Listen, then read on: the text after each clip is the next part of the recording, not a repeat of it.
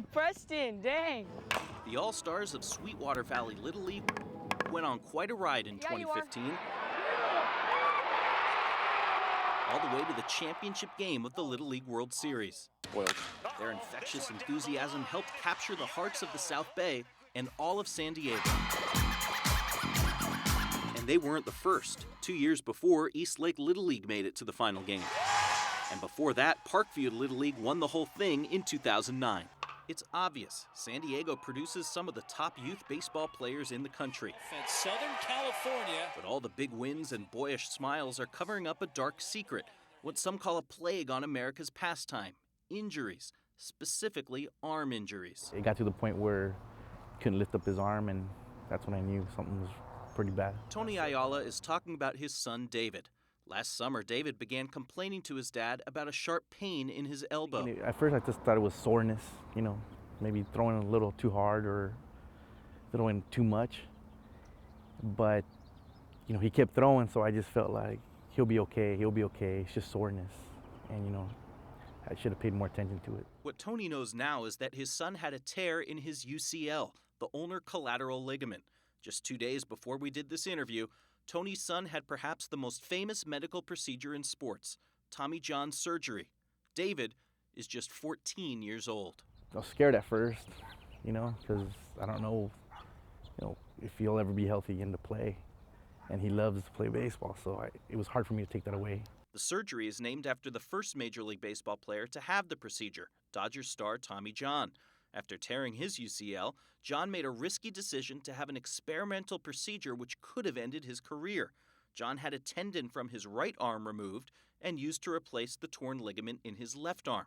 He returned to pitch for another decade. The procedure is now common in the big leagues, but far more shocking is just how many kids are now developing this drastic pitching injury. In fact, a recent study found that far and away most of the Tommy John surgeries done in the U.S.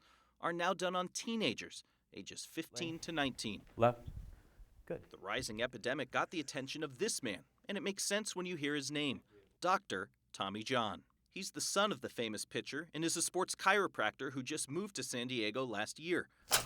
Dr. John began his career following his father's footsteps as a baseball player, but his career stalled out in the minors.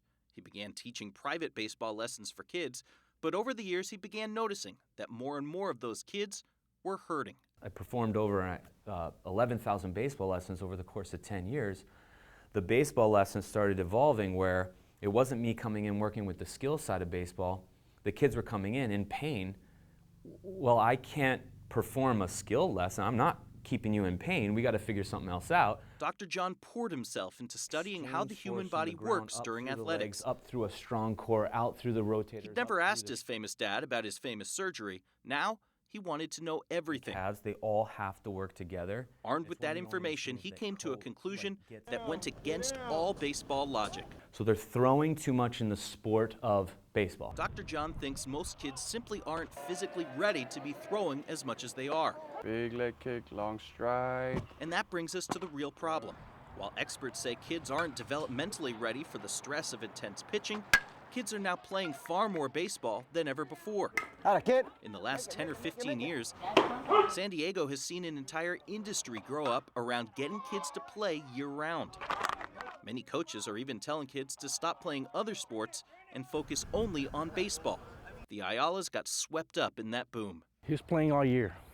And he was playing on multiple teams. He was doing the travel ball. He was doing the Little League. And sometimes on occasion, 2 travel ball teams. So, there was times where we might practice 9 times in a 5-day period. And then that's not counting the games on the weekends or tournaments. One of the programs David played for is one of San Diego's most successful, the San Diego Show. Their list of alumni reads off like a list of San Diego's baseball royalty. MVP candidate Bryce Harper, pitching phenom Steven Strasburg, first overall draft pick Brady Aiken. When parents want to raise San Diego's next big star, they turn to the San Diego Show. Today, everybody's looking for the instant gratification. That's the show's founder, Brian Kane. He invited me to Helix High in La Mesa to watch their 8-year-old team practice. We tell our parents, trust. You came here because of the baseball.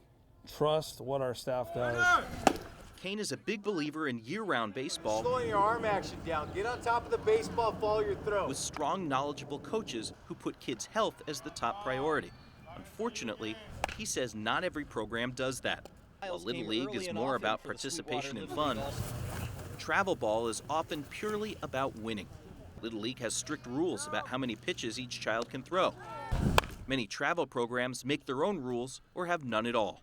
While Major League starters might throw 100 pitches, then rest 4 days, a child might be asked to throw that many twice in a weekend tournament. Oh, I believe it. I've seen it. You know, but You think that's crazy? I think it's hard to understand. The risk of having a child throw so much becomes clear when you look at the numbers. The most well-known surgeon performing Tommy John procedures today is Dr. James Andrews of Alabama. He was concerned about how many kids he started seeing coming into his clinic, so he did a study. Andrews found that teens who pitched regularly when fatigued were 36 times more likely to end up needing surgery. Kids who pitched competitively 8 months out of the year or more were 5 times more likely to need surgery.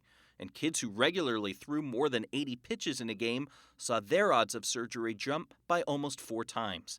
Yet despite the fact, some coaches continue to game the system to get their pitchers to throw more, even though it puts kids at risk. It boggles the mind of Ward Lanham. That Sweetwater Little League team that went to the World Series last year, Lanham was their coach. I can say this from experience. The selfish part of the coach always looks for the kid that can pitch, the strong pitcher. There's always a temptation for a coach to find a way to throw his star pitchers more often. Lanham has seen it happen to his former players.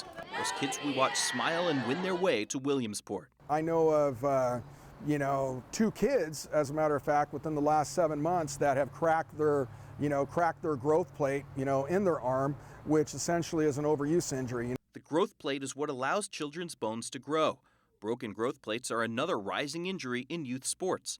So why aren't coaches changing what they're doing? Well, sadly, there's a financial incentive. The more a program wins, the more families sign their children up. But it goes even further than that. See a lot of Little League out here. Many of the travel coaches have connections to local high schools or even coach at the schools themselves. Guy coaching also does the lessons. Now you got parents doing the lessons with the kids of the coach that's coaching the league, thinking that there's some sort of he's going to play him more if he does lessons. And then it also costs $2,000 to $3,000 to join the league. It's like, wait, what? Not you too. So from an early age, parents feel pressure to get all that expensive private instruction and travel ball. Good. Because the coaches might favor the kids who do over the kids who don't. And that pressure drives Dr. John nuts. It's under the assumption of a lot of people out there that if my child plays year-round baseball, he will be a better athlete and be able to compete and go against really the neighbor. Because that's what it is. It's a competition like, oh, your son's doing lessons of playing year-round? Oh, well, we got to get on and our son's got to be playing. But before you blame the entire problem on misguided coaches, think again. Many coaches say they're the ones getting pressured to put winning over the health of the child by the child's own parents. Ward Lanham says he sees it time and time again. Parents pushing coaches to pitch their kids even when the coach thinks the child is hurt. Believe it or not, probably more often than than anybody wants to know. And you'll get the parent, oh, they're all right, just throw them in there, close the game out. And when you look at it, hey, he pitched 4 innings the day before, 5 innings the day before. Doesn't matter if we're within the travel ball rules, so to speak, it's still not good on your arm. This weighted ball here, all the strings right here. That attitude from parents saddens Padres legend Randy Jones. After his career, Jones began teaching lessons from a mound in the backyard of his Escondido home. Do you find that a lot of parents really are thinking of the health concerns and that's something that they're really concerned about? I would say that's a 50-50. I really do. I think I might go right down the middle right now, in my opinion. He wishes kids now would take more breaks, months at a time.